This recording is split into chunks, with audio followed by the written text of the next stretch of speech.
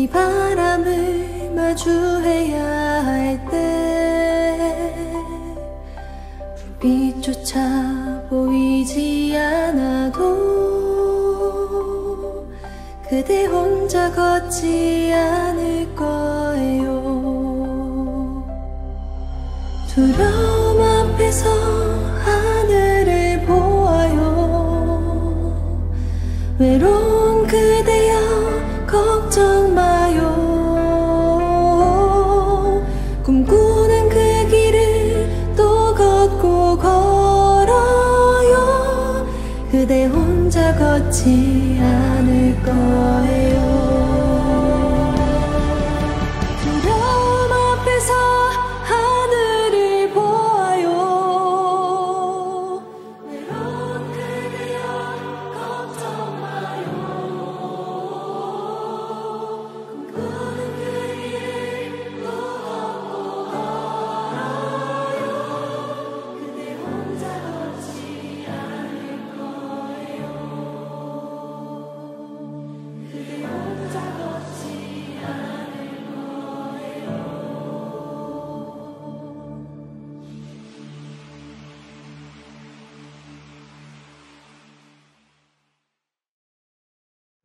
우리 옆 사람에게 오늘 우리가 들었던 이 찬양 마지막 가사로 서로 좀 축복했으면 좋겠습니다.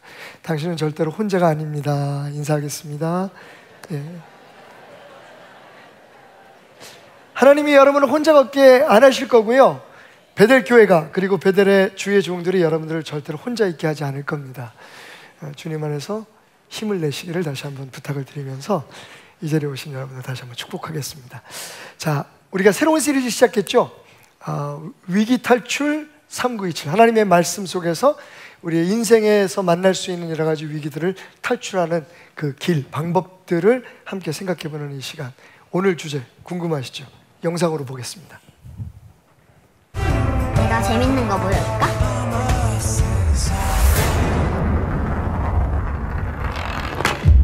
집이 좀 기울어지지 않았습니까? 그쪽 빌라 물 잘 나옵니까? 잘 나와요.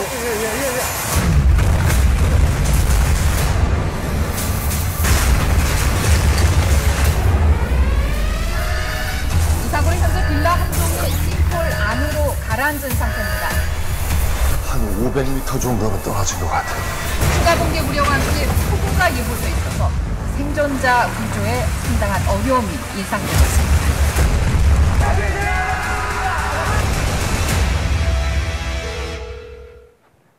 예, 오늘 우리가 함께 은혜 받을 말씀의 주제는 싱크홀입니다. 2010년 7월 달이었습니다. 과테말라시 그 도시 한가운데 20층 높이의 그 건물이 빠질 만큼의 그 구멍이 생겼습니다. 갑자기 땅이 확 함몰이 되면서 20층 높이의 건물이니까 한 100m 정도, 그죠? 100m 정도의 상상을 해보십시오, 여러분.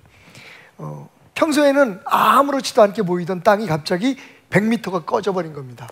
거기에 그 3층 높이의 건물을 비롯한 몇 채의 집들이 그 속에 그 함몰되는 그런 일이 벌어졌습니다. 물론 인명피해도 있었고요.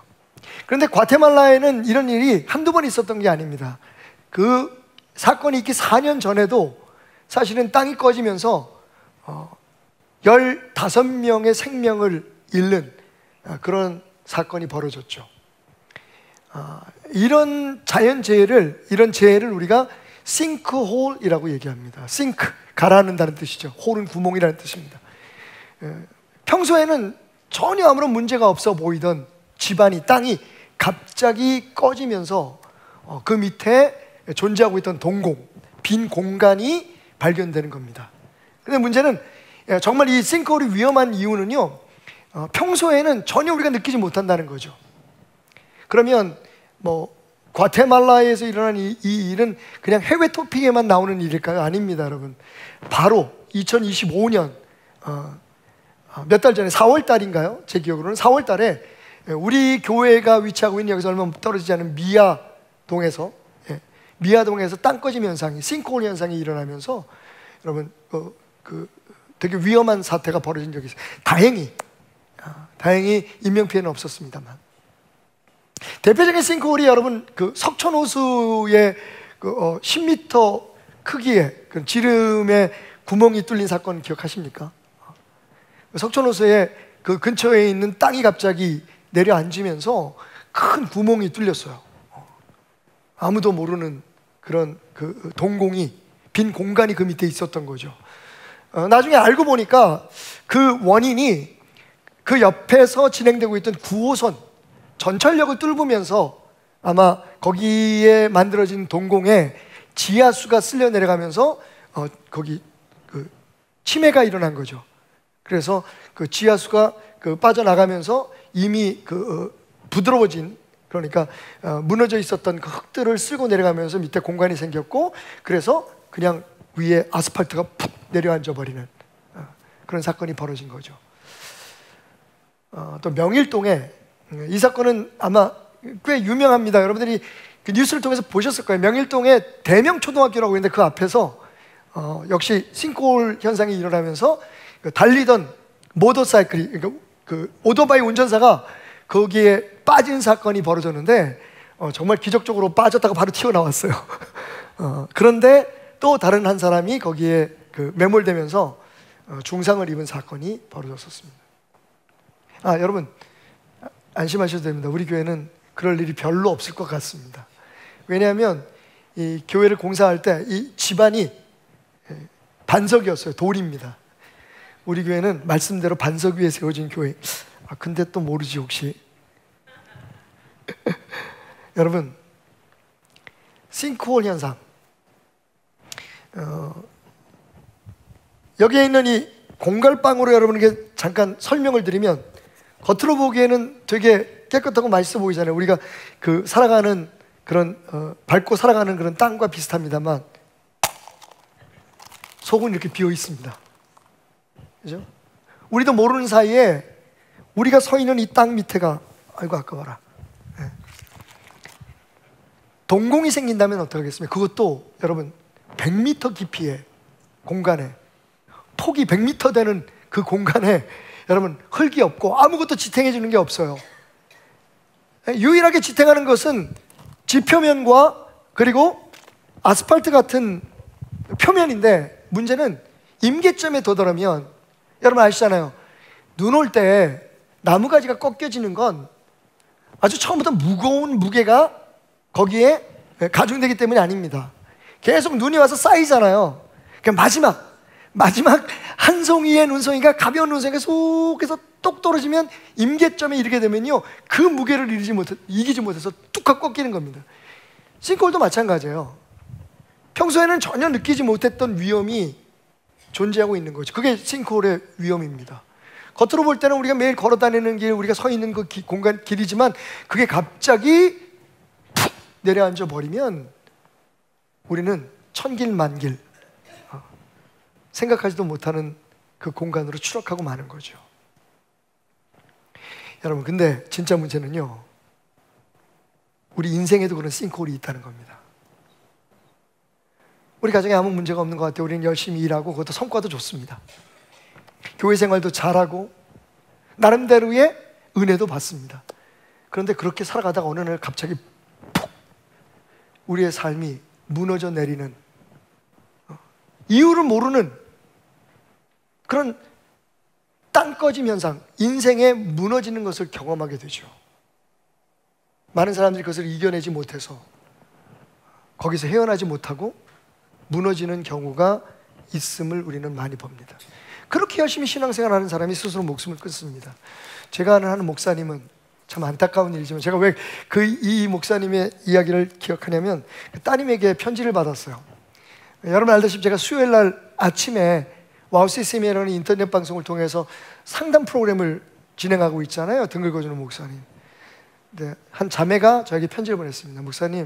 목사님의 상담을 듣고 참 은혜를 많이 받고 있는 자매입니다. 그런데 그날 목사님이 하신 말씀에 굉장히 큰 상처를 받았습니다. 그래서 혼자서 울면서 기도하다가 다시 목사님께 편지를 써야겠다는 생각이 들었습니다. 목사님은 그날 스스로 목숨을 끊는 게 죄라고 말씀하셨고 하나님께서 기뻐하지 않은 일이라고 말씀하셨습니다. 저희 아버지는 지하 교회에서 목회를 하다가 성도들의 갈등을 이겨내지 못하고 3년 만에 스스로 목숨을 끊은 목사님이십니다.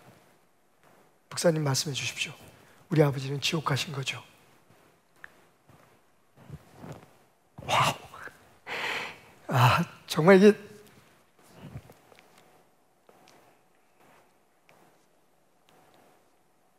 제가 그때 깨달았어요. 이게 사람이 참 같은 말을 해도 진리를 얘기해도 내 말을 듣고 상처받고 아파하는 사람들이 있을 수 있다는 것을 잊어서는 안 되겠다. 그게 아마 주님의 긍휼의 마음일 거다. 구원은 하나님께 맡기고 어쩜 나는 그 남은 사람들을 위로하는 사명이 내게 있다는 걸 잊었는지도 모르겠다는 아픔이 있었습니다. 목사님도 자살합니다. 자기도 모르게 나름대로 최선을 다해 그렇게 열심히 산 사람일수록 그 싱크홀의 깊이는 더 깊잖아요.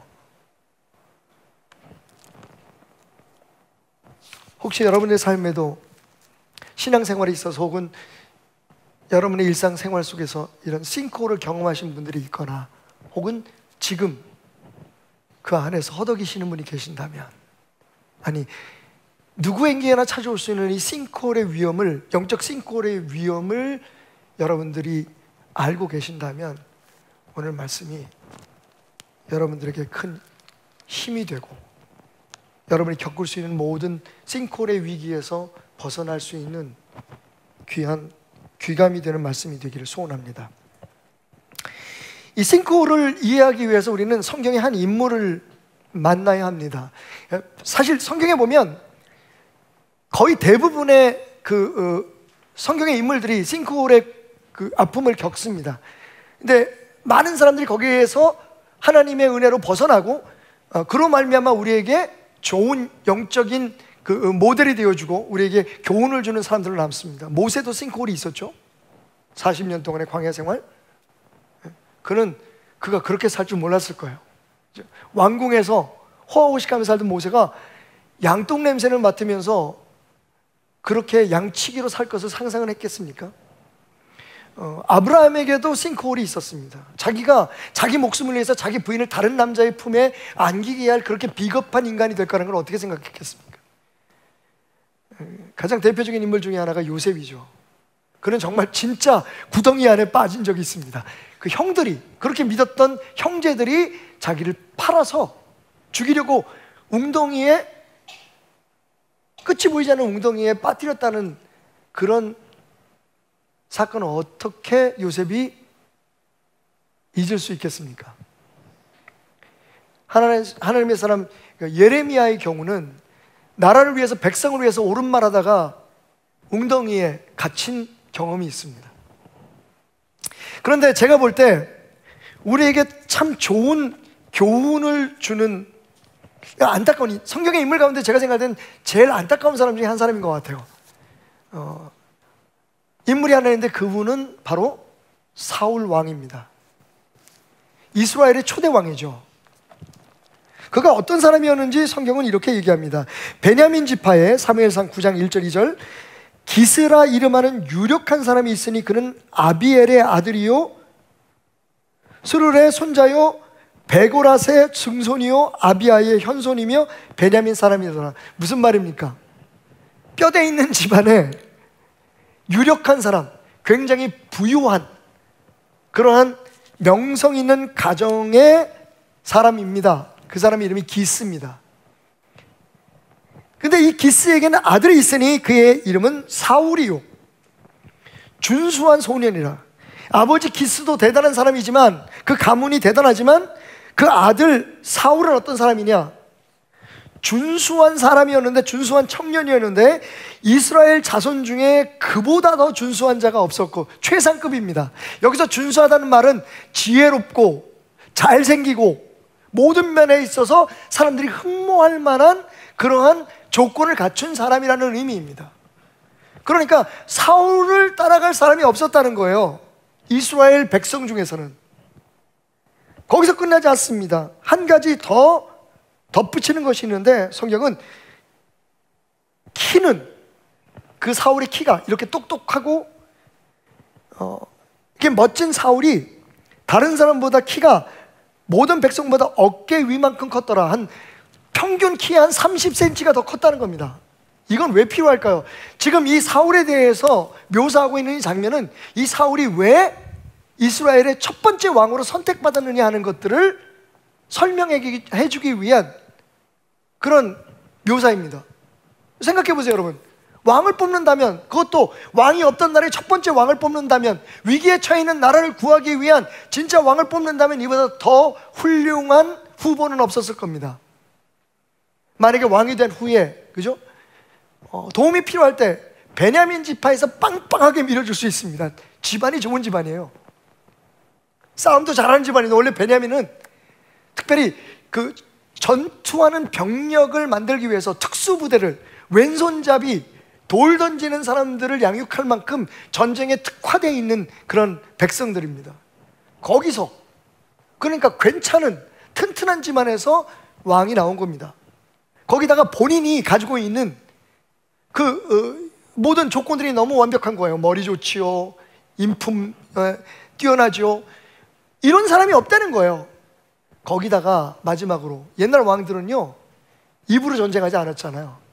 전쟁하면 말을 타고 맨 앞선에 섰습니다. 그 직접 전쟁에 나가기도 했죠. 성경에 나오는 대부분의 왕들이 다 전쟁에 직접 참여했습니다. 다윗도 왕이 된 후에도 싸움을 했던 기록들이 많습니다. 그러니까 사실은 몸도 좋아야죠. 신체적인 조건이, 사실은 머리가 하나 더 컸다고 얘기하지만 어깨보다 하나 더, 한 30cm 다른 사람보다 컸다라고 얘기를 하지만, 그 얘기는 왕이 될 수 있는 모든 조건들을, 신체적이고 지적이고 그리고 인격적인 모든 조건을 다 갖춘 사람이라고 얘기를 합니다. 게다가 여러분, 재밌는 사건이 있었죠. 그래서 이 사울이 왕으로 제비 뽑기에서 뽑혀요. 12지파의 그 후보들을 딱 놓고 제비를 뽑았는데 사울이 왕으로 하나님의 선택을 받습니다. 그래서 왕으로 그 왕관을 씌우려고 하는 대관식을 준비하는데 갑자기 사울이 없어진 거예요. 어디 갔을까요? 숨었어요. 이유는 자기는 왕이 될 자격이 없다는 거예요. 성경은 그러한 사울의 행위를 소극적이거나 그가 약한 사람이었다고 표현하지 않습니다. 그것이 그의 겸손이었다고 얘기를 해요. 근데 여러분, 사무엘상 15장 22절부터 24절에 아주 충격적인 기록이 있습니다. 하나님의 사람 사무엘이 사울에게 찾아와서 이렇게 말합니다. 왕이 여호와의 말씀을 버렸으므로 여호와께서도 왕을 버려 왕이 되지 못하게 하셨나이다. 여러분, 나가는 전투마다, 전쟁마다 다 승리를 했어요. 사람들은 역시 우리가 왕을 잘 뽑았어, 모두가 칭송을 하고 있었습니다. 그런데 여러분, 하나님은 말씀하셨어요. 나는 이제 너를 왕 위에서 내려오게 할 거야. 얼마나 하늘이 무너지고 땅이 꺼지는 그런 충격적인 일입니까? 딴에는 좋은 왕이 되기 위해서, 좋은 리더가 되기 위해서, 사람들에게 인정받기 위해서 열심히 있는 힘을 다해서 목숨을 걸고 자기의 모든 능력을 총동원해서 살아왔어요. 그런데 여러분, 자기가 그렇게 힘을 쏟고 자기가 모든 것을 집중했던 그걸 하나님께서 가져가시겠다는 거예요. 그리고 심지어는 이미 그 자리를 대신할 다른 왕을 선택해 놓으셨다는 겁니다. 가히 땅이 무너지는, 땅이 내려앉는 충격적인 사건이죠. 싱크홀입니다. 그 다음부터, 그 사건이 있고 난 다음부터 이 사울이 바뀌기 시작하죠. 이 싱크홀을 경험한 사울이 거기에서 허덕이며 벗어나지 못해서 어떤 상황에 처하게 되었는지는 이어지는 사무엘상 19장의 사건으로 알 수가 있습니다. 성경은 이렇게 얘기하죠. 사울이 손에 단창을 가지고 그의 집에 앉았을 때에 여호와께서 부리시는 악령이 사울에게 접하였으므로 다윗이 손으로 수금을 탈 때에 사울이 단창으로 다윗을 벽에 박으려 하였으나 그는 사울의 앞을 피하고 사울의 창은 벽에 박혔다. 여러분 들으셨습니까? 사울이 지금 어디 앉아 있다고요?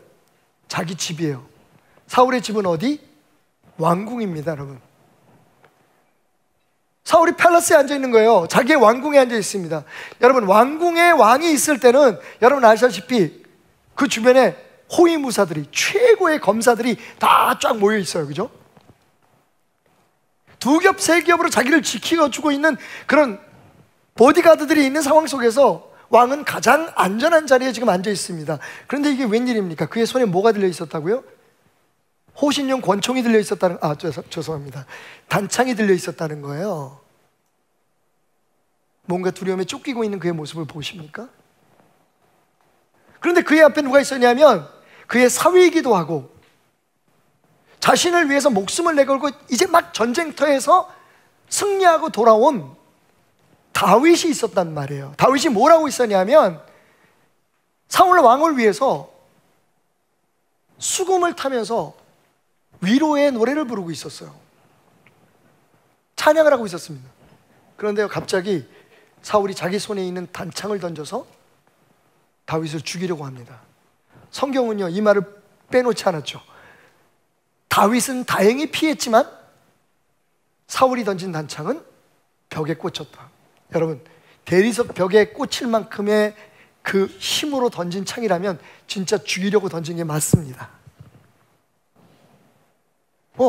아직 사울이 왕입니다. 모든 권세와 권력이 사울에게 집중되어 있습니다. 말 한마디로 모든 걸 할 수 있는 사람이에요. 그런데 여러분 왜 사울은 이렇게 자기의 사위를 그렇게 충성스러운 신하를 죽이려 했을까요? 이게 싱크홀에 빠진 사람의 모습입니다.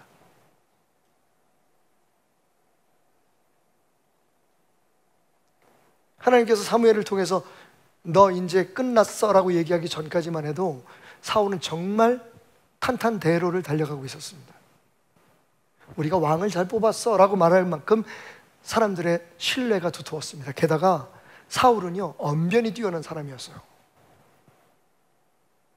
나는 왕할 자격이 없어요 라고 숨었지만, 그렇게 겸손하게 숨었지만 그는요 모든 사람들을 설득하고 모든 사람들을 자기가 원하는 길로 이끌 만큼의 언변을 가지고 있었던 사람입니다. 설득력을 가지고 있었던 사람이에요. 근데 여러분 이렇게 무너질 줄 누가 알았겠습니까? 이렇게 형편없이 누군가를 질투하고 그 시기심을 이기지 못해서, 그리고 그러한 빈 공간에 악한 영의 지배를 받고 영적으로 그리고 삶에 있어서 이렇게 완벽하게 무너질 것을 누가 알았겠습니까?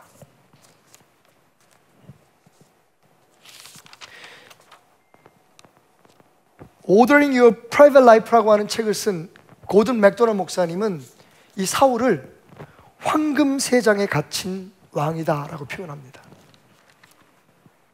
여러분, 그가 살고 있었던 그 공간은, 환경은 황금으로 만들어진 게 맞아요. 그 어떤 사람도 부러워하고 어떤 사람도 탐하지만 가질 수 없었던 정말 화려한 왕궁 속에 살았지만, 고든 목사님은 그의 왕궁은 세 장이었을 뿐이라고 얘기합니다. 환경은 너무 좋았는데 그게 세 장이었어요. 결국 자기 자신이 그 안에 스스로를 가둬버리고 말았다는 거죠.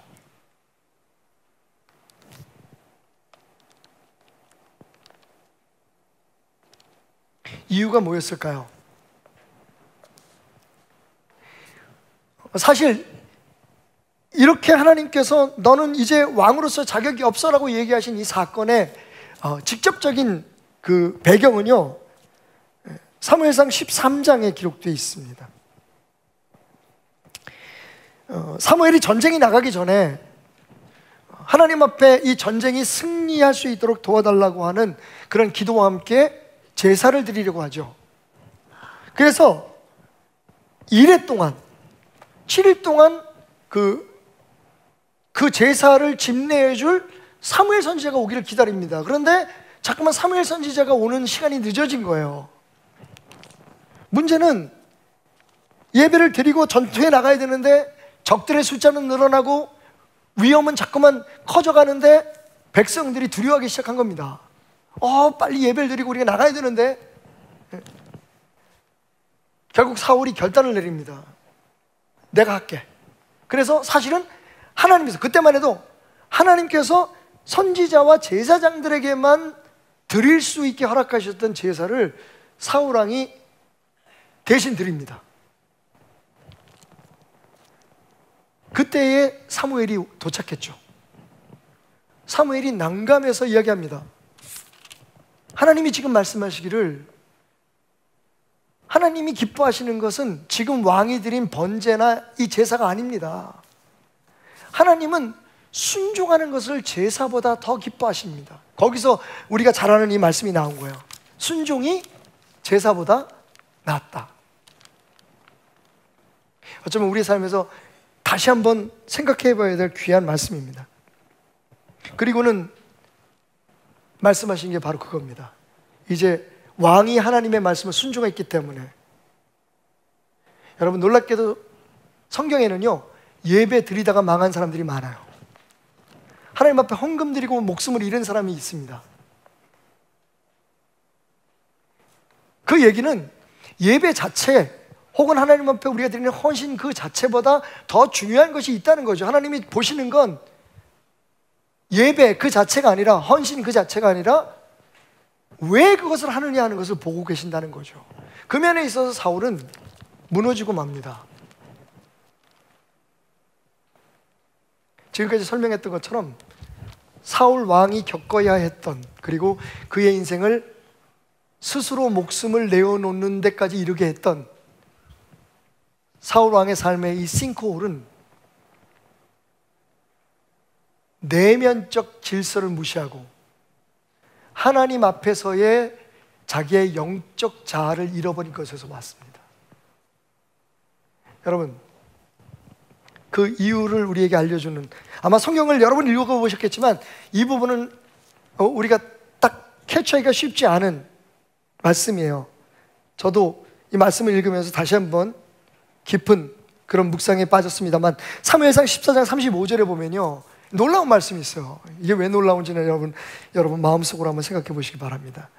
사울이 여호와를 위하여 제단을 쌓았으니 이는 그가 여호와를 위하여 처음 쌓은 제단이었다. 이게 몇 장이라고? 14장이라고 말씀드렸잖아요. 아까 말씀드렸던 것처럼 사울 왕이 하나님 앞에 버림받은 사건이 있었던 건 그 이전이에요. 무슨 얘기입니까? 사울이 왕으로서, 사울이 하나님의 사람으로서, 이스라엘 백성으로서 얼마나 많은 제사를 드렸겠어요? 얼마나 많은 예배에 참석했겠습니까? 우리처럼.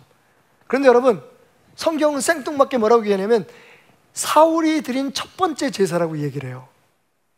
그러니까 그동안의 모든 제사는 사울의 제사가 아니었다는 거죠. 하나님의 마음에 닿는, 하나님이 받으실 만한 제사를 이제 와서 처음 드렸다는 거예요. 그럼 그동안에 뭐 했을까요? 열심히, 우리로 말하면 열심히 교회 나오고 열심히 봉사하고 우리 나름대로, 그래서 사람들에게 인정도 받고 직분도 생기고. 근데 여러분, 중요한 건 속이 빈 헌신이고 속이 빈 예배였다는 거죠. 이유가 뭘까요? 들어보세요. 그런 하나님 앞에 버림받았다는 이야기를 듣고 난 후에 사울이 한 말은 굉장히 중요한 깨달음을 우리에게 줍니다. 계속해서 사무엘상 15장입니다. 사울이 사무엘에게 이르되 내가 범죄하였나이다. 자기가 잘못한 것을 이제 깨닫습니다. 그러면서 뭐라고 고백하냐면 내가 범죄하였나이다. 내가 여호와의 명령과 당신의 말씀을 어긴 것은, 내가 여태까지 이렇게 열심히 살아왔지만 결국 범죄했다는 것을 이제 깨달았습니다. 그 이유가 뭐냐면 내가 백성을 두려워하여 그들의 말을 청종하였음이니이다. 이제야 깨달은 거예요. 삶이 무너지고 난 후에야 뭘 깨달았냐면, 내가 하나님의 말씀을 듣기보다 백성의 말을 듣는 데에 치중했었구나.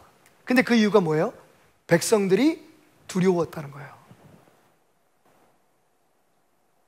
사울의 삶에 생긴 이 동공, 사울의 삶에 보이지 않는 이 무너짐이 어디서 생겼냐면, 처음에 그렇게 신실하고 능력 있고 그리고 힘이 좋던 사울이 그의 모든 사명과 그의 모든 삶을 하나님을 바라보면서 살아간 게 아니라, 한 게 아니라 사람들을 의식해서 했다는 거예요. 조금 더 기다릴 수 있었는데 왜 못 기다렸습니까? 이러다가는 사람들이 내게 능력이 없는 왕이라고 말하겠지. 아니, 이런 것 하나도 스스로 결정하지 못하는 리더를 우리가 어떻게 믿을 수 있어? 게다가 사람들이 자꾸만 무서워서 흩어져 버리잖아요. 그러니까 이 사람들을 하나로 묶고 어떻게 하든지 이 전쟁에서 이기기 위해서, 왜? 또 하나의 실적을 올려야 되니까. 나는 위대하고 능력 있는 왕이라는 걸 사람들에게 인정을 받아야 하니까, 그래서 사울 왕은 섣불리 하나님의 말씀을 어길 수밖에 없었다고 고백하는 겁니다. 이제 와서 깨달은 거죠. 근데 여러분, 이런 동일한 사건이 출애굽 당시에도 있었습니다. 기억하십니까 여러분? 모세가 40일 동안 산에 올라가서 기도하고 있어요. 모세가 안 내려옵니다. 이스라엘 백성이 불안해지기 시작했어요. 하나님은 눈에 안 보이죠. 그 눈에 보이지 않는 하나님의 말씀을 대언해주던 모세도 이제 없습니다. 이거 어떻게 하면 좋지? 그래서 이스라엘 백성들이요, 금송아지를 만들기로 결심을 합니다. 우리 눈에 보이는 하나님을 만들자는 거예요. 그래야 사람들의 마음이 흩어지지 않고, 그래야 사람들이 여전히 하나님이 우리와 함께 한다는 것을 알 터이니. 그래서 모든 금붙이를 다 빼서 금송아지를 만듭니다. 그리고 거기에 그들의 의도가 나타나죠. 여호와라는 이름을 붙여요. 이 송아지가 여호와라는 겁니다. 근데 여러분, 그것을 막아야 될 사람이 있었어요. 그게 뭐냐면 대제사장 아론이었죠. 모세의 형입니다. 그런데 아론이 그걸 막지 못해요. 오히려 백성들이 그 금송아지를 만드는 것을 허락할 뿐만 아니라 그것을 도와줍니다. 왜 그랬을까요? 역시 사람들이 두려웠기 때문에 그래요.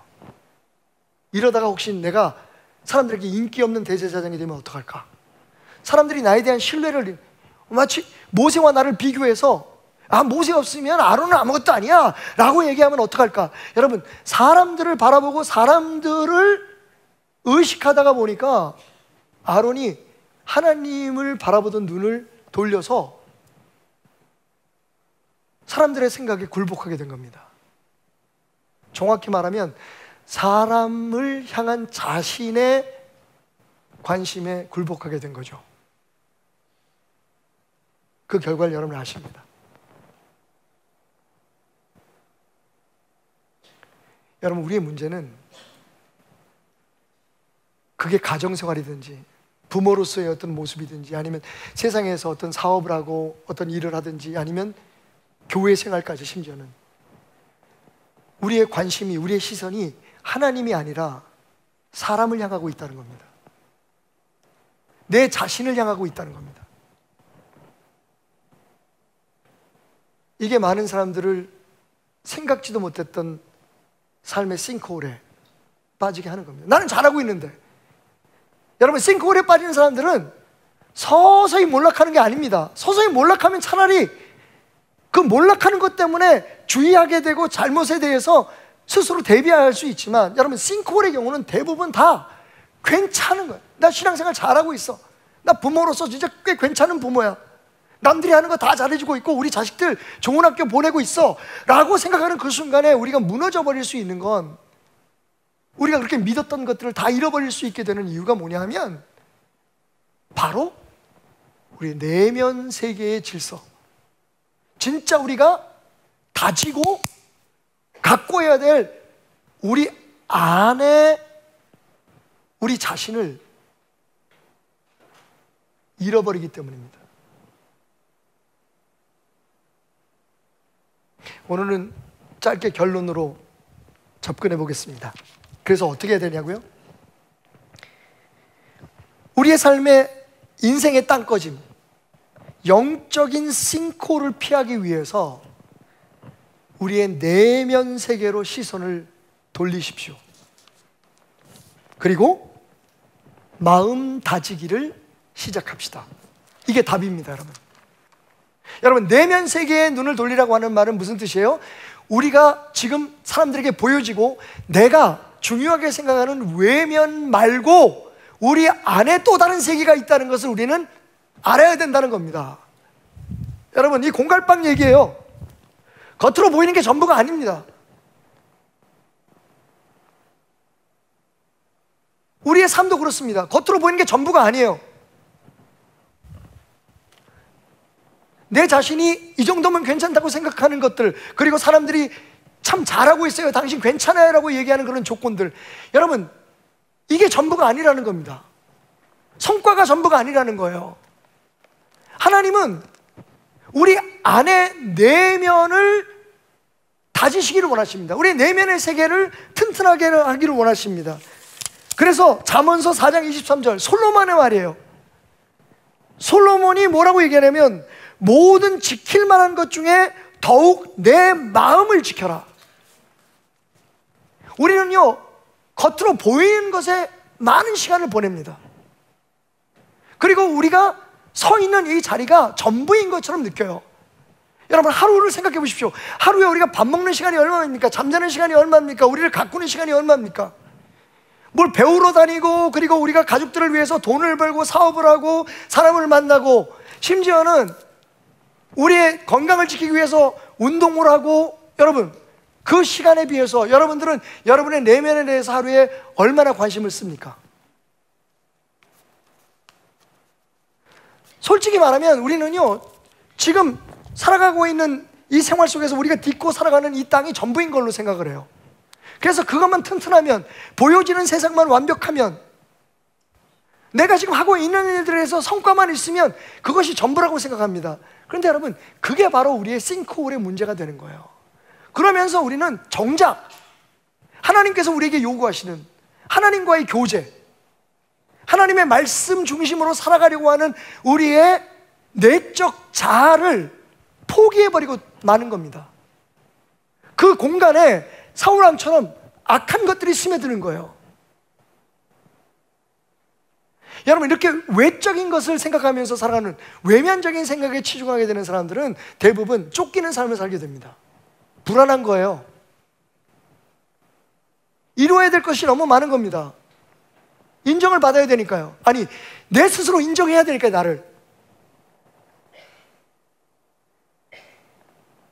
하나님의 부르심을 따라 살아가야 될 우리의 삶이 세상에 쫓기는 삶이 되어버리는 겁니다. 그리고 그것이 뜻대로 안 될 때 화가 나고, 그리고 짜증이 나고, 원망이 시작되고 불평이 시작되는 겁니다. 그러다 보니 고백할 수밖에 없는 게, 사람들의 말들이 굉장히 신경이 쓰이기 시작해요. 사람들의 태도가 나한테 굉장한 영향을 미칩니다. 내 행동과 내 판단과. 여러분, 사실은 내 안에 내 진짜 내가 하나님과 교제를 갖고 있는 내면적인 내가 중심이 되면, 세상이 어떻게 돌아가든 세상에 어떤 평가가 있든지 간에 나는 하나님과 나의 관계 속에서 깨달은 내 자신의 모습 그대로 살아가게 될 텐데, 거기에서 진정한 평안이 오는 거예요. 대부분 정말 여러 가지 어려움과 고난들을 이겨내고 평안한 삶을 사는 사람들의 모습을 보면 그 사람들의 삶 속에 내적인 평안이 있기 때문입니다. 안 그러면 사람이 불안해요. 그건 교회 많이 다니고 적게 다니고 성경을 많이 읽고 적게 읽고의 문제가 아닙니다. 여러분, 분명히 하나님께서 사울에게 그 싱크홀에 대해서 경고하면서 말씀하세요. 하나님이 하나님의 말씀을 순종하는 것보다 당신이 드리는 번제나 속죄제, 즉 예배를 더 기뻐하시겠습니까? 여러분, 다윗이랑도 똑같은 얘기를 해요. 하나님이 내게 원하시는 것은 번제나 제사나 수소장화제의 예물이 아니라 나의 상한 마음임을 하나님 아십니다.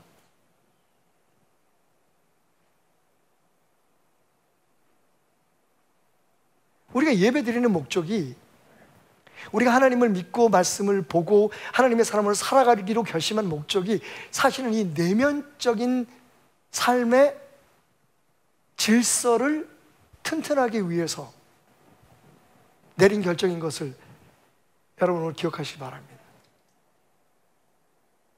일주일 내내 여러분 내면 세계, 하나님과 교통하는 여러분 자신에 대해서 얼마나 시간을 할애하고 계십니까? 하루에 몇 분을 하나님 앞에 멈춰 설 수 있습니까? 그냥 열심히 달려요. 열심히 삽니다. 그러다가 때가 되면 교회 가고 맡겨진 사명, 찬양대, 찬양팀, 봉사, 헌신, 저 같은 사람은 목사로 매일 설교를 하는데 여러분 별 문제가 없어 보여요. 아니 오히려 우리는 그렇게 하는 것에 대해서 우리 나름대로 잘하고 있다는 만족감이 생길 때가 있습니다. 적어도 남들이 안 하는 걸 하고 있으니까. 제가 여러분들에게 추천 도서로 권한 이 Private Life, Ordering Your Private Life라고 하는 내면 세계의 질서와 영적 성장이라고 하는 한국말로 그렇게 번역이 됐습니다. 이 책의 주인공인 고든 맥도널드 목사님, 여러분 몇 번 제가 말씀을 드렸어요. 사실 목회자 입장에서 예로 쓰기는 그렇게 좋지 않은 케이스입니다. 젊은 나이에 사업을 하려고 준비를 하고 있던 이분이 예수님을 만나고 한 분을 통해서 당신은 목사가 돼서 많은 사람들을 하나님 앞에 이끄는 게 좋겠어. 그 얘기를 듣고 그게 하나님의 음성인 걸로 깨닫고 목사가 돼요. 젊은 나이에 목회자가 된 이 목사님, 미국 목사님입니다. 목회가 너무 잘 되는 거예요. 하는 것마다 다 대성공이었어요. 그래서 명성을 얻게 되고 많은 데 불러다니면서 부흥회도 하고. 그러다 어느 날 이 목사님이 자신의 아내와 자녀들에게 고백을 합니다. 내가 교회의 여성도와 불륜을 저질렀습니다. 그리고 교회에 당회를 소집하죠. 그리고 그분들에게 그대로 고백을 합니다. 내가 간음죄를 졌습니다. 여러분, 그때는 이 목사님이 모든 것이 다 피크에 올라갔을 때예요. 결국 그 교회에서 사임을 합니다. 여러분 표정을 보니까 우리 목사님이 저런 얘기를 하는 거 보면 목사님도 뭐 고백할 게 있나 봐요. 절대로 아닙니다, 여러분.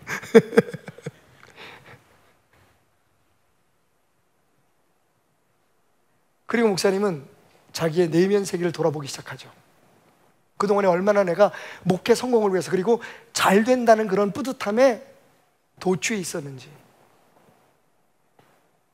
내가 하려고 하는 모든 일들과 내가 강단에서 하는 모든 설교가 사실은 사람들에게 좋게 보이고 잘한다는 칭찬을 받는 것에 목표가 돼 있었다는 것을 알게 된 거죠.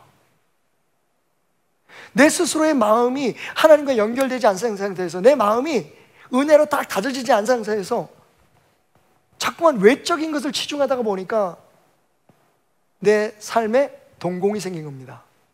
빈 공간이 생기고 그것이 채워지기 위해서 선택했던 방법이 불륜이었던 거죠.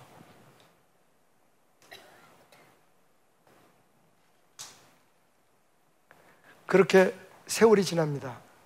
기도하고 책을 쓰고 자기를 돌아보고, 그래서 하나님과의 관계가 회복되는 어느 날 사모님이 찾아오죠. 오랫동안 나도 고민하며 기도했는데 당신에게 다시 기회를 드리고 싶어요. 당신이 이렇게 용기 있게 자신의 잘못에 대해서 고백할 수 있는, 내면의 그 뻥 뚫린 구멍에 대해서 인정할 수 있는 사람이라면 난 당신이 똑같은 죄를 저지르지 않을 것을 믿습니다. 가족과 사모님이 목사님을 가정으로 다시 받아들입니다. 그리고 놀랍게도 교회의 지도자들이 찾아와요.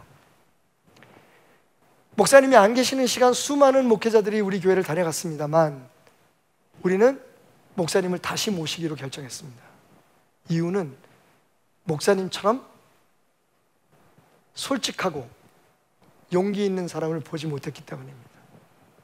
다 와서는 자기가 잘하고 자기가 할 수 있다라고만 얘기했지, 설교 시간에 했던 실수와 그들의 삶의 문제를 솔직하게 용기 있게 목사님처럼 모든 피해를 감수하고 이야기하는 목사는 하나도 없었습니다. 그래서 우리 교회의 당회는 다시 목사님을 우리 교회 담임 목사로 모시기로, 여러분 싫어합니다. 그래서 그 목사님이 다시 교회에 와서 목회를 하다가 인터버시티라고 하는 미국의 굉장히 전 세계적으로 유명한 선교단체의 총재까지 올라고 거기서 은퇴하고, 근데 그분이 쓴 책이 바로 이 Ordering Your Private Life라는 책이에요. 어쩌면 우리도 같은 과정을 겪는지 모릅니다. 목사님 무슨 얘기예요? 우리가 무슨 간음을 합니까? 무슨 죄를 짓습니까? 여러분 들으셨죠? 모든 생명의 근원이 마음이랍니다. 여기서 생명이라는 말은 삶 전체를 얘기해요. 우리가 생각하는 거, 느끼는 거, 판단하는 거, 행동하는 거, 이 모든 것이 어디서 온다고요? 마음에서 온다는 거예요. 근데 이 마음을 하나님 앞에 온전히 붙들림을 받고 맡기지 않은 상태에서 생명에만 치중하고 겉모습만 치중하고 그렇게 살아가다 보면 무너진 마음에서부터 시작되는 붕괴가 시작되는 거죠. 사람들은 모릅니다, 여러분. 때로는 나도 모릅니다. 내 마음이 지금 누구에게 붙들려 있는지. 사울은요, 분명합니다. 세상의 성공과 그리고 자기의 일, 사람들에게 붙들려 있었던 거예요. 쫓겨다녔습니다. 자기가 사는 그 집은 분명히 황금으로 된 집이었지만 그게 세장이었다는 거예요. 계속 그 안에서 불안해하고 두려워하고 자유를 갈망하는 그런 새처럼 그는요, 황금 세장에 갇혀 있는 사람이었던 겁니다. 여러분들이 하나님을 믿고 교회 열심히 나오고 나름대로 이 정도면 괜찮아라고 생각하는 순간에 여러분에게 다가오고 있는 그 불안함과 평안함을, 그리고 주변 사람들을 보면서 시기하고 질투하게 되거나 미워하게 되거나 혹은 사람들과의 관계가 불편해지고 심각하게는 교회 생활이 점점 권태스럽게 느껴지는 부분들이 있다면 어쩌면 그것은 싱크홀의 전조 증상일 수 있습니다. 우리가 살면서 수백 번, 수천 번의 예배를 드렸는데 하나님이 우리의 예배를 안 받으셨다는 거예요. 상상이나 갑니까, 여러분? 그렇게 한 번이라도 생각해 보셨어요? 나는 오늘 주일 왔어. 나 오늘 예배 드렸어. 설교 들었어. 그리고 내가 목사님의 설교에 대해서 아멘도 했고, 목사님 설교에 잘못된 부분에 대해서 내가 판단도 했고, 아니 내가 예배 드렸는데 왜 내가 예배를 안 드렸다고 얘기를 해? 여러분, 진정한 예배의 평가자가 누구십니까? 하나님이시잖아요. 오늘 제가 여러분들에게 드리고 싶은 간곡한 권면은 이제는 제발 내면 세계를 돌아보는 신앙생활을 하시라는 거예요. 아니, 그런 삶을 사시라는 거예요. 겉으로 보이는 건 중요하지 않습니다, 사실은. 만약에 여러분의 내면이 완전히 하나님이 주인이 되시고 주님의 말씀에 이끌리는 삶을 살기로 점점 다져져 간다면, 하루아침에 되는 일은 아니겠지만, 그러면 분명히 얘기하는 것처럼 여러분의 삶의 모습은 그 말씀에 이끌리는 모습이 될 겁니다. 겉은 화려한데 속이 비어있는 게 아니라 겉은 뭔가 좀 부족해 보이고 아직은 미숙해 보일지라도 점점 나아지고 변화되고 성장하는 모습이 될 거라는 거예요. 메시지 성경에서는 제가 방금 읽어드렸던 잠언 4장 23절을 이렇게 번역했습니다. 두 눈을 부릅뜨고 당신의 마음을 지키십시오. 여러분, 우리는 외형적인 신앙생활에 대해서 굉장히 두 눈을 부릅뜨고 살아갑니다. 어떤 분들은 너무 진지합니다, 정말. 기도는 얼마나 해야 될까? 내가 교회는 뭘 봉사해야 될까? 내가 교회를 이만큼 다녔으면 내가 어떤 직분을 가져야 될 텐데. 여러분, 근데 우리의 내면적인, 그러면서 살아가는 우리들의 내면에 대해서 우리가 얼마나 마음을 쏟고 있고 그것을 다지려고 몸부림치고 있는지를 한번 생각해 보십시오.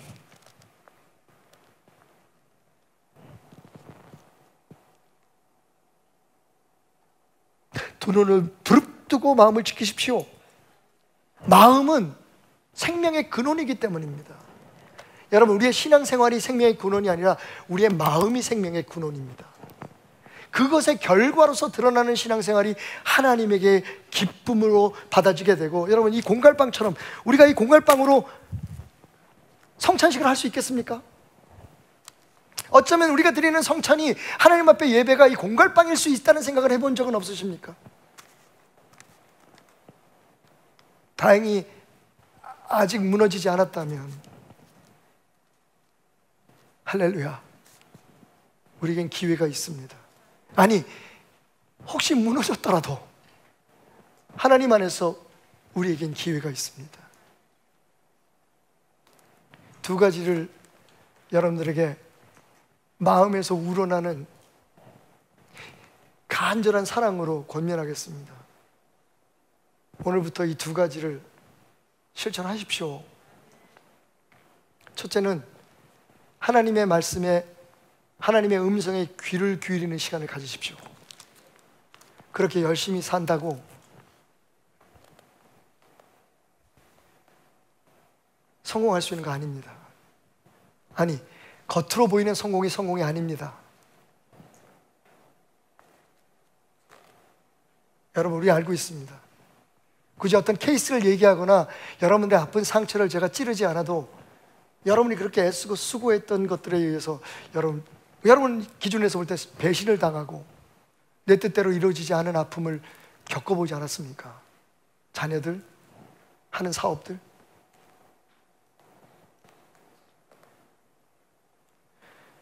그런 모든 상황 속에서 우리의 마음이 흔들리지 않을 수 있는 비결이 여기 있습니다. 우리는 하나님의 말씀을 들어야 합니다. 하나님의 음성을 들어야 합니다. 그러려면 어떻게 해야 돼요? 멈춰 서야 되죠. 하나님과의 조용한 시간을 가져야 됩니다. 우리는 그게 없어요, 지금. 죄송합니다. 이렇게 싸잡아서 여러분에게 말씀드려서. 근데 제가 볼 때는 제 자신도 마찬가지고 부족해요. 하루에 도대체 몇 분을 우리가 우리의 겉에 보여지는 삶, 우리의 육체적인 삶의 평안과 성공을 위해서 바치는 시간에 비해서 우리의 마음, 정말 하나님의 말씀에 귀를 기울이고 꼭 말씀을 읽지 않아도 주님의 말씀에 우리 앞에 있는 모든 상황들에 대해서 묻고 기대하리는 시간이 얼마나 됩니까? 전통적으로 우리나라의 그 새벽 예배가 필요했던 게 그거거든요. 정한수 떠놓고 손빌라고 새벽 예배가 있었던 게 아닙니다. 그죠? 그 아침에 하나님과의 시간을 갖고 있기를 원했던 거예요. 우리의 삶이 변하고 새벽 예배에 참여하기 어렵다고 해도 여러분, 이 시간은 포기하면 안 됩니다. 그게 낮이든 저녁이든 꼭 하나님 앞에 머물러 서는 시간이 필요해요. 그리고 하나님의 음성을 듣는 시간이 필요해요. 그게 아니고서는 우리의 마음이 다져질 수가 없어요. 그냥 우리는 뭔가를 열심히 하고 그 하는 것에 대한 성과에 의해서 우리 자신을 평가하고 평가받고 자 하기 때문입니다. 저 사람 믿음 좋아.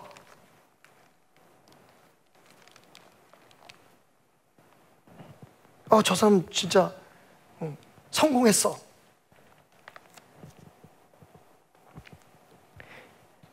오늘 시편 40편 5절에서 6절까지 말씀 보면 여호와 나의 하나님이여 주께서 행하신 기적이 많고 우리를 향하신 주의 생각도 많아 누구도 주와 견질 수가 없나이다. 내가 널리 알려 말하고자 하나 너무 많아서 그 수를 셀 수가 없습니다. 여러분, 정말 하나님이 우리를 향해서 가지고 계신 그 섬세하고 수많은 계획들을 알고자 하면 귀를 기울여야 돼요.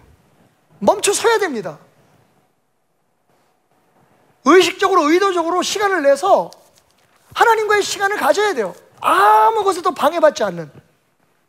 그렇지 않고는 우리를 향한 그 하나님의 섬세한 생각들을 다 알 수가 없습니다. 그냥 어려움이 있을 때만 기도해서 응답받고 그냥 내가 생각하는 것만큼만 믿어주는 것으로 우리를 향한 하나님의 그 놀랍고 수많은 축복된 생각들을 다 깨달을 수 없기 때문입니다. 대부분 책을 쓰는 사람들을 보면 알 수가 있죠. 우리가 책 한 권을 쓰려면, 그래서 제가 책 쓰기가 참 어려운데 다시 글쓰기를 시작해 보았습니다. 얼마 안 됐어요. 또 얼마나 갈지 모르겠는데 제가 생각해 보니까 제게 있어서는 뭔가 제 삶에 대한 하루에 지나간 얘기, 아내와가 나눴던 이야기들 속에서 깨달은 것들, 그리고 교회 목회를 하면서 제가 가졌던 저의 불편함, 저의 연약함 같은 것들을 적어 놓는 게 하나님과의 시간을 갖는 데 굉장히 도움이 되더라고요. 모든 사람이 다 그렇지는 않습니다. 책을 쓰는 사람들은 책을 쓰기 위해서 집중을 해야 되잖아요. 다윗은 이렇게 얘기합니다. 내 삶이 하나님의 책에 이미 다 기록되어 있다고. 그 하나님의 마음을, 하나님의 뜻과 계획을 알려면 머물러 서야 돼요. 그리고 우리의 마음을 그분께 연결시키는 시도가 필요합니다. 주께서 내 귀를 통하여 내게 들려주시기를 제사와 예물을 기뻐하지 아니하시며. 여러분, 어떻게 유대인으로서 다윗이 이것을 깨달았을까요? 이거 충격적인 거예요. 목사들도 이런 설교는 못해요.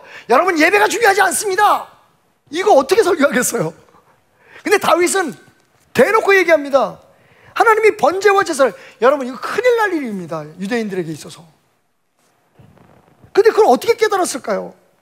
하나님의 마음은, 하나님의 계획을 알려고 하나님의 음성에 귀를 기울이고 하다 보니까 그가 깨달은 게 그겁니다. 번제와 속죄제를 요구하시는 게 아니라 내 상한 마음을 하나님은 원하시고 그분의 말씀에 순종하는 걸 원하시는 거지, 형식적인 예배나 제사와 같은 예배, 내가 인정받기 위해서 드리는 그런 형식적인 예배를 원하시는 건 아니라는 것을 깨달았다는 거예요. 어떻게 해요? 하나님과의 시간이 있었기 때문입니다. 두 가지를 구체적으로 여러분들에게 권합니다. 첫째는요, 묵상이에요. 얼마나 더 강조해야 여러분들이 한 번쯤 이게 정말 기독교인의 생활에 있어서 숨 쉬는 것이라고 생각하겠습니까?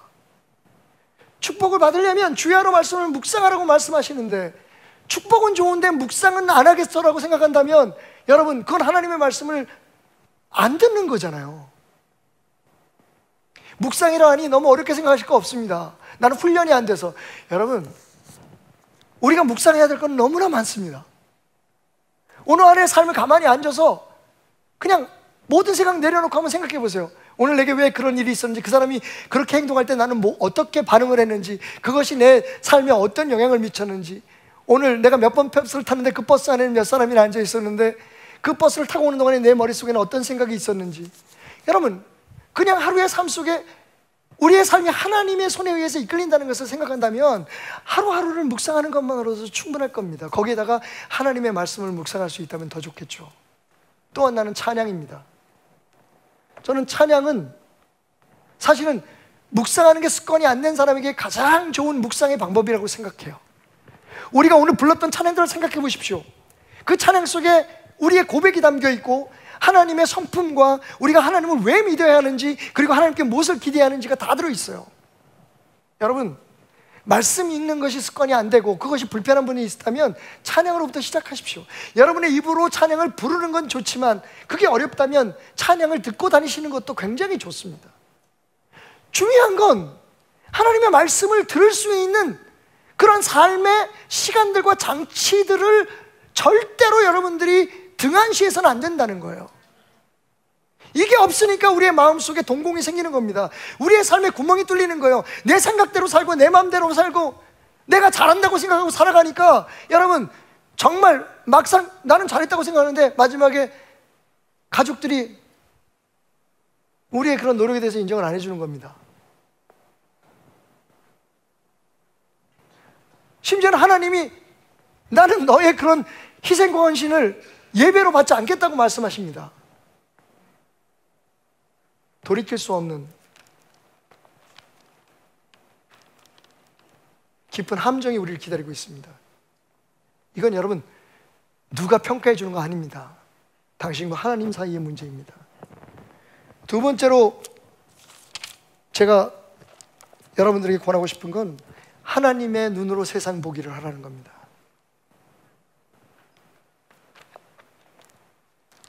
내 눈으로 보면 우리 눈에 사람이 보입니다. 내 눈으로 보면 우리 눈에 세상의 평가가 보입니다. 내 눈으로 보면 비교해야 될 세상만 보이는 거예요. 여러분, 사울이 나중에 자기 사위인 다윗에게 창을 던진 이유가 뭐라고요? 그에게 있어서 세상 모든 건 다 경쟁이에요. 그에게 있어서 삶은 전투입니다. 혹시 여러분 그렇게 살고 계시지 않습니까? 심지어는 저는 우리의 교회 생활, 신앙 생활이 전투가 되는 게 너무나 슬퍼요. 선교지에 가보십시오. 선교사들끼리 교파가 다르다는 이유 때문에 혹은 연수가 다르다는 이유 때문에 서로 경쟁을 합니다. 교회에서, 대한민국 안에서 교회들끼리 경쟁, 교회 안에서 성도들끼리 경쟁을 합니다.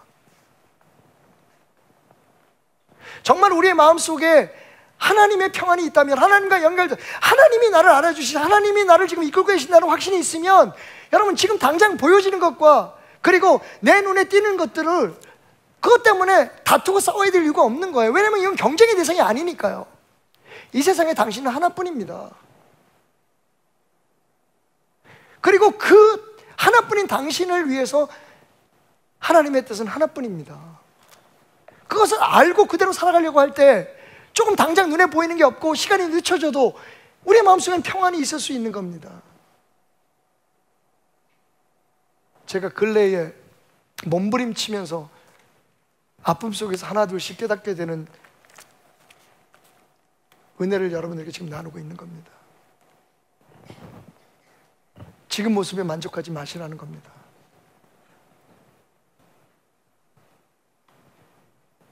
You are on the very, very fragile, shallow ground. 여러분 지금 굉장히 위험하고 깨질 법한 곳에 서 있는 겁니다. 당신의 소리 때문에 그 상황을 보지 못하고 당신의 열심 때문에 그것을 느끼지 못할 뿐, 어쩌면 당신은 가장 위험한 곳에 서 있습니다. 지금 그렇지 않기 위해서 하나님의 눈으로 세상을 바라보는 것을 배워야 합니다. 다윗처럼, 다윗에 대해서 그 아들 압살롬을 피해서 도망갈 때 시므이라는 사람이 다윗에게 막 욕을 합니다. 저주를 합니다. 근데 다윗이요, 예전 같았으면 불러다가 목을 잘라버렸을 거예요. 그런데 죽이러 가겠다고 하는 그 신하들을 말리면서 얘기합니다. 저가 그렇게 하는 것도 하나님께서 허락하셨기 때문이라고. 여러분, 이렇게 하나님의 눈으로 바라보게 될 때에 미움보다는 그 마음속에 이해와 위로가 생기는 거예요.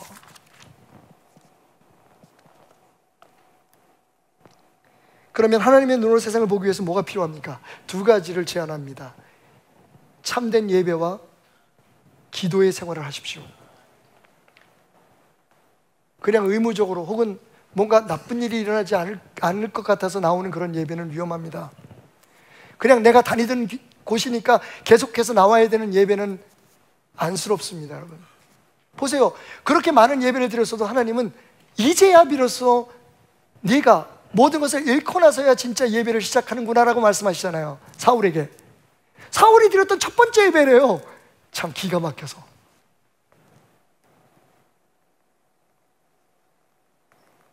하나님이 받으시는 첫 번째 예배라는 뜻이었겠죠?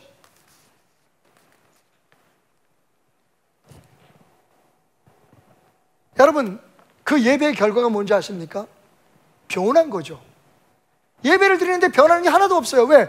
예배를 드리면서 항상 내 생각이 앞서고 내 판단이 앞서니까 아무리 하나님의 말씀이 들려도 그게 기분 나쁠 수는 있지만 나를 변화시키는 동기가 될 수가 없는 거예요.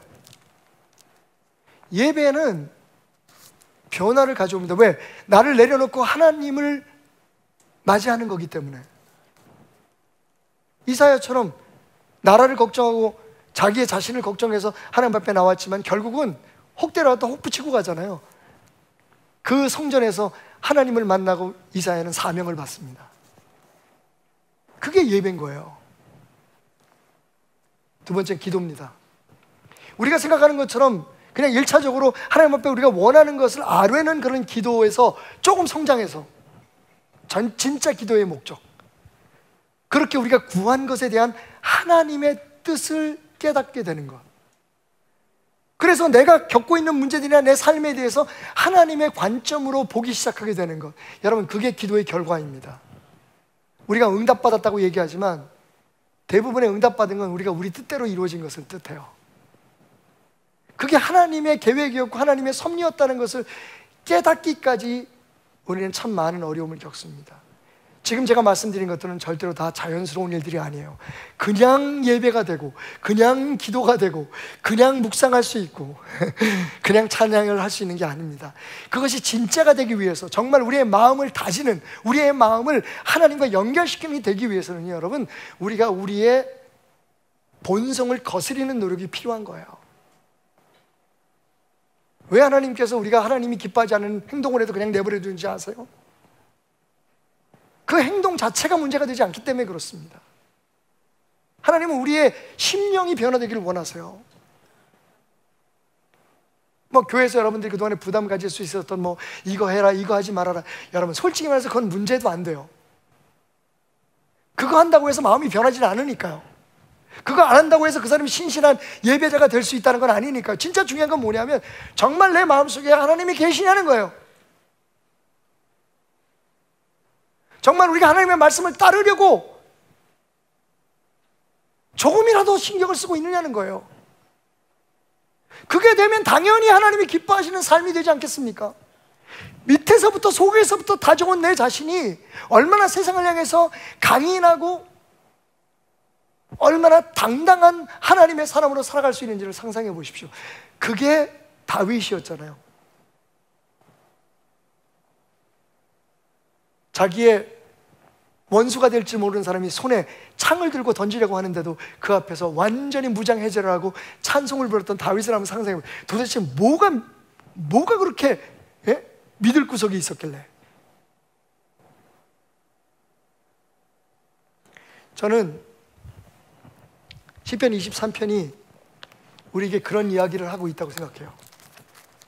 여러분, 푸른 초장 맑은 물가로 원수의 목전에서 배불리 먹을 수 있는 상을 베푸시고 모든 위험 앞에서 나는 만족한다는 거잖아요. 심지어는 내가 죽어서도 영원히 여호와의 집에 여호와와 함께 하늘나라에서 살 수 있다라고 하는 그 모든 평안함과 만족감은 어디서 옵니까? 여호와는 나의 목자시기 때문이에요. 이거 다 빼놓고 우리는 매일 교회 와서 푸른 초장 맑은 시냇만 원해요. 원수 앞에서 우는 원수도 우리 괴롭히는 것들 다 없애주시고 하나님 우리에게 상을 주십시오. 여러분 그것만 요청을 해요. 진짜 그 모든 것의 열쇠는 여호와는 나의 목자신이에요. 우리는 지금 우리의 눈을 돌려 우리의 내면을 직시할 수 있어야 합니다. 겉으로 보여지는 오늘의 모습이 아니라 우리 안에 정말 하나님의 말씀대로 살려고 하는 의지와 그리고 그것을 위해 몸부림침이 있는지를 보셔야 됩니다. 안 그러면 우리도 모르는 어느 순간에 우리의 인생도, 우리의 가정도, 우리의 교회도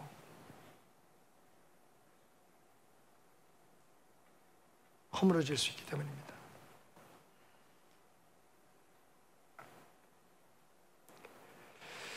그래도 다행스러운 건 우리가 빠진 그 웅덩이 속을, 우리가 허우적대는 그 수렁을 하나님께서 몸을 굽히셔서 지금 들여다보고 계신다는 거죠. 오늘 말씀, 내가 여호와를 기다리고 기다렸더니 귀를 기울이사 나의 부르짖음을 들으셨도다. 나를 기가 막힌 웅덩이와 수렁에서 끌어올리시고 내 발을 반석 위에 두서 내 걸음을 견고하게 하셨도다. 하나님은 우리가 견고한 반석 위에 서기를 원하십니다. 우리의 삶이 튼튼해지기를 원하시죠. 그러기 위해서 하나님은 우리를 지금 우리가 빠질 수 있는, 그리고 빠져있는 그 웅덩이와 수렁에서 건지시기 위해서 어떻게 하신다고요? 기울이사. 여러분 이 단어가 저를 통곡했습니다. 말씀을 준비하다가. 무슨 뜻인 줄 아세요? 몸을 굽혀서 들여본다는 뜻입니다. 들여다본다. 귀를 기울이사라고 하는 그런 의역이에요. 사실은 직역을 하면 이런 말입니다. 내가 여호와를 기다리고 기다렸더니 그가 몸을 굽혀 나를 바라보시고 내게 응답하셨구나. 내가 빠져있는 웅덩이, 수렁, 기가 막힌 그 고난에서 하나님이 나를 기울여 들여다보고 계셨구나. 여러분 지금 하나님이 여러분을 그 몸을 기울여서 내려다보고 계십니다. 왜요? 당신이 부르짖고 당신이 찾아주기를, 진짜 삶의 평안과 참된 축복을 위해, 하나님이 세우시길 원하는 그 반석 위에 든든한 삶을 위해, 그 평안하고 안정된 삶을 위해 당신이 그분께 당신의 눈을 향하기를 기다리시면서, 오늘 이 다윗의 고백으로 우리가 하나님 앞에 나가기를 원합니다.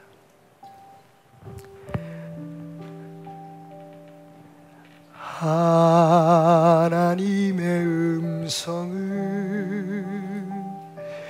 듣고자 기도하면 귀를 기울이고 나의 기도를 들어주신다네. 깊은 웅덩이와 수렁에서 끌어주시고 나의 발을 반석 위에 세우시사 나를 튼튼히 하셨네. 새 노래로 부릅시다.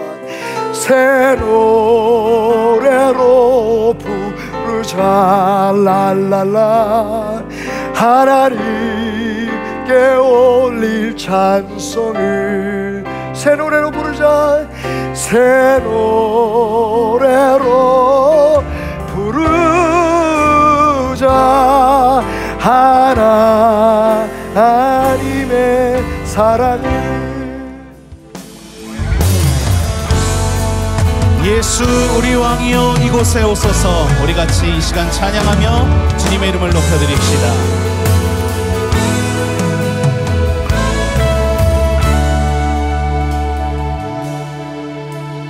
예수 우리 왕이여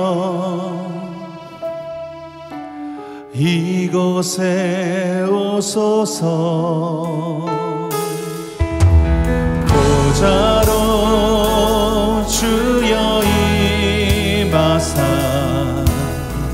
찬양을 받아 주소서. 주님을 찬양하오니 주님을 경배하오니 왕이신 예수여 오셔서 찾아가사 다스리소서. 예수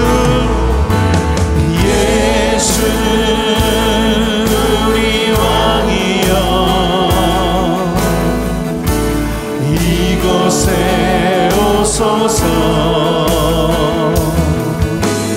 보좌로 주여 임하사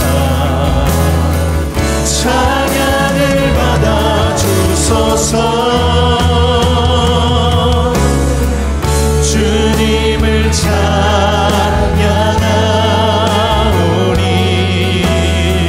주님을 경배하오니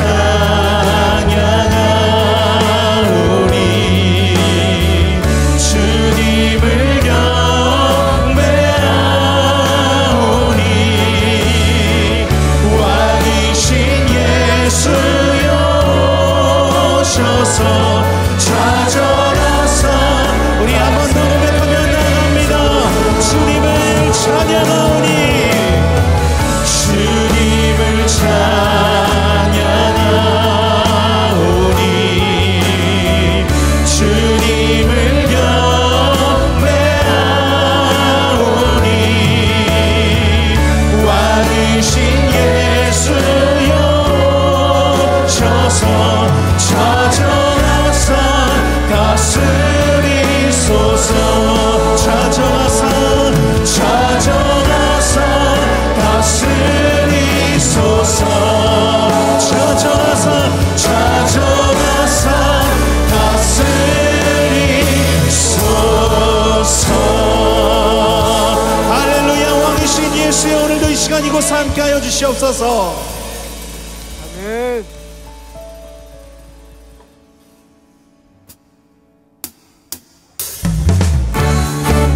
할렐루야. 오늘도 이 시간 우리의 왕 되신 주님을 찬양합니다. 우리 다 같이 일어나서 하나님께 경배하며 나갑시다. 나의 힘이 되신 여호와여, 찬양을 받아주시옵소서.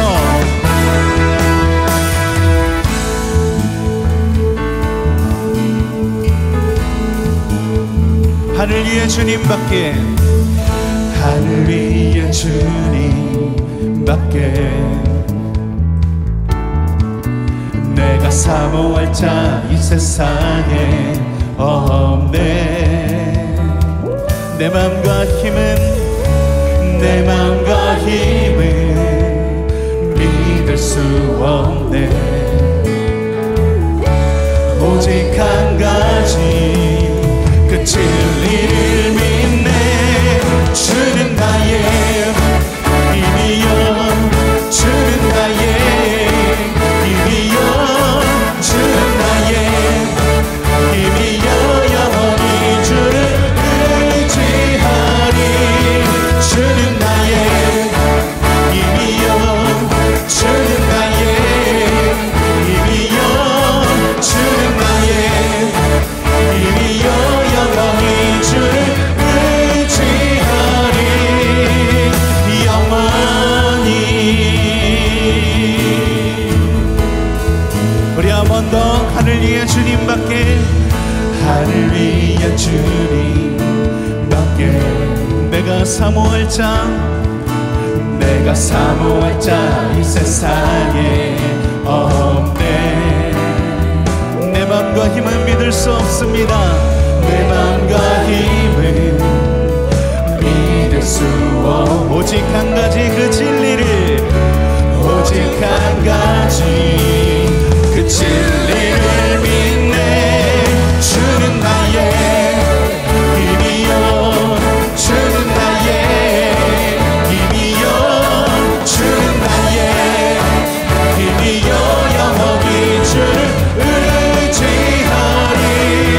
주는 나의 힘이여, 주는 나의 힘이여, 주는 나의 힘이여. 영원히 주를 의지하리. 영원히. 우리 한 번 더. 내 맘과 힘은 믿을 수 없네. 오직 한 가지 그 진리를 믿네. 주는 나의 힘이여, 주는 나의 힘이여, 주는 나의 힘이여. 영원히 주를 의지. 주는 나의 힘이여, 주는 나의 힘이여, 주는 나의 힘이여, 주는 나의 힘이여. 영원히 주를 우리 한번 더. 주는 나의 힘이여, 주는 나의 힘이여, 주는 나의 힘이여. 영원히 주를 의지. 주는 나의 힘이여, 주는 나의 힘이여, 주는 나의 힘이여. 영원히 주를 의지하리. 영원히.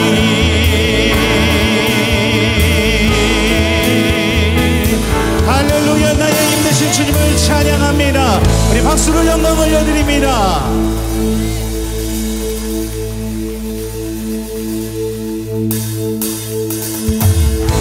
우리 계속해서 하나님께 박수치며 찬양하며 나가겠습니다. 나의 반석이신 하나님, 신실하신 그분의 이름을 높여 찬양합니다.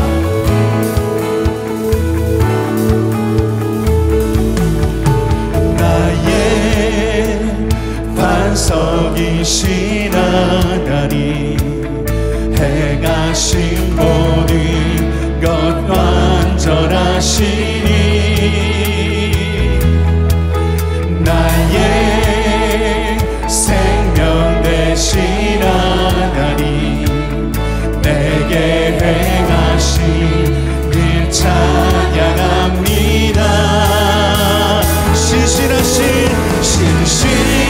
신실하신 하나님 실수가 없으신 좋으신 나의 주 신실하신 하나님 실수가 없으신 좋으신 나의 주 우리 한 번 더 나의 반석이신 하나님 나의 반석이신 하나님 행하신 모든 건 완전하시니 나의 생명 대신 나의 생명 대신 하나님 내게 행하신 일 찬양합니다. 신실하신 하나님 신실하신 하나님 실수가 없으신 좋으신 나의 주 신실하신 하나님 실수가 없으신 좋으신 우리 한 번 더 신실하신 하나님 신실하신 하나님 실수가 없으신 좋으신 나의 주 신실하신 하나님 실수가 없으신 좋으신 우리 마지막으로 고백합시다. 신실하신 하나님 신실하신 하나님 실수가 없으신 좋으신 나의 주 신실하신 하나님 실수가 없으신 좋으신 나의 주 좋으신 나의 주 좋으신 나의 주 좋으신 나의 주 좋으신 나의 주 할렐루야. 나의 반석이신 하나님 신실하신 그분의 이름을 높여 찬양합니다.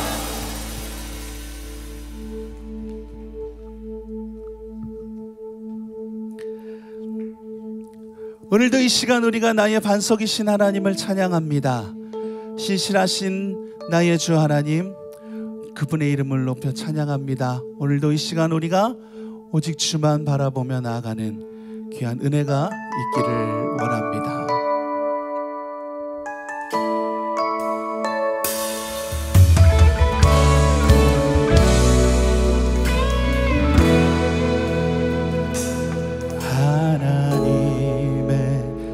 사랑을 사모하는 자 하나님의 평안을 바라보는 자 너의 모든 것 창조하신 우리 주님이 너를 얼마나 사랑하시는지 하나님께 찬양과 경배하는 자 하나님의 선하심을 닮아가는 자 너의 모든 것 창조하신 우리 주님이 너를 자녀 삼으셨네. 하나님 사랑의 눈으로 너를 어느 때나 바라보시고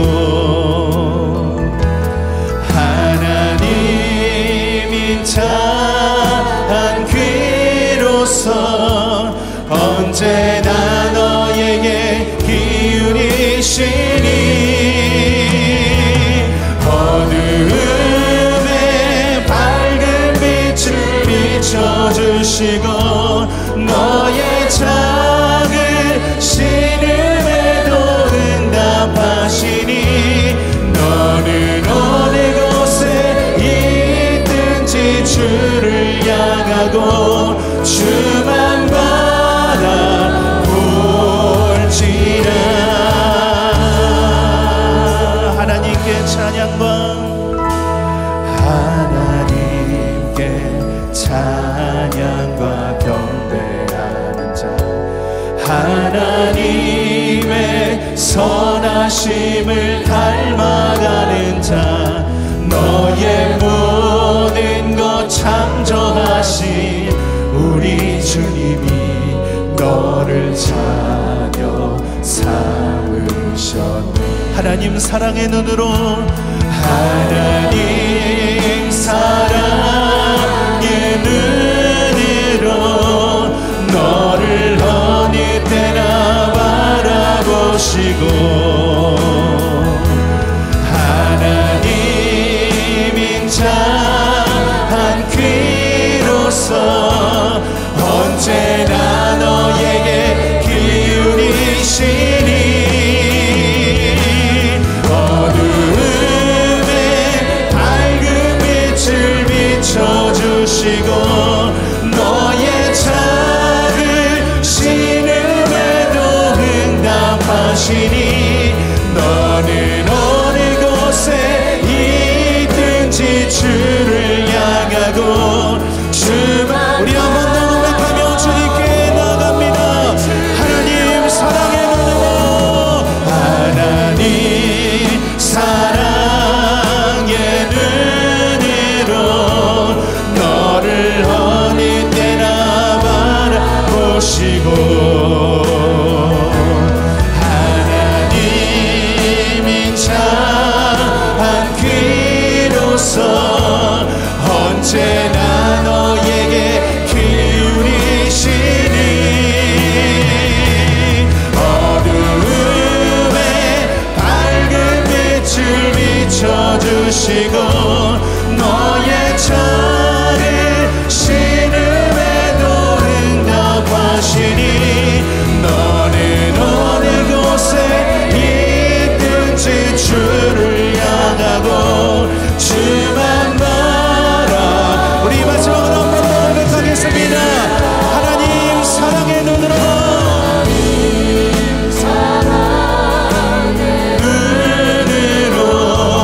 너를 어느 때나 바라보시고 하나님 인자한 귀로서 언제나 너에게 기울이시니 어두움에 밝은 빛을 비춰주시고 너의 작은 신음에도 응답하시니 너는 어느 곳에 있든지 주를 향하고